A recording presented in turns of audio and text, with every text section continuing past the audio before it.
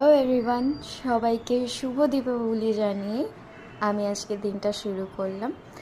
So আজকে হচ্ছে ভূত চতুর্দশী। সকালবেলা আমার একটা ছোট ভিডিও আমি আপলোড করেছি, তারপরে এই আপলোড করছি।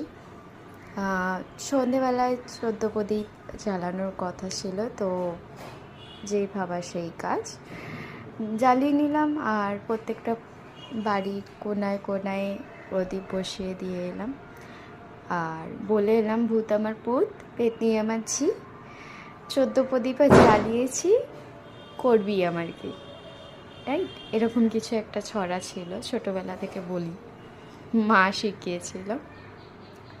সো ঘরের প্রত্যেকটা কোনায়, রান্নাঘরে, ওয়াশরুমের সামনে, যেখানে যেখানে দেওয়া পসিবল আমি আর ও মিলে দিয়ে দিয়েছি। ও তখন ছিল না, অর্ধেকটা এসে তারপর ও আমায় হেল্প করেছে। অফিসে কোনো একটু কাজের জন্য গেছিল। যাই হোক, ওখান থেকে বেরিয়ে আমরা ঠাকুর তো দেখবো ভাবলাম, বাট প্যান্ডেল অর্ধেক ফাঁকা। কিছু জায়গায় দেখতে পেয়েছি সেখানে আবির এসছিল। আর লাস্ট পার্টটা আমি পরে শেয়ার করব। তো টাটা, হ্যাপি দিওয়ালি অ্যাডভান্স সবাইকে।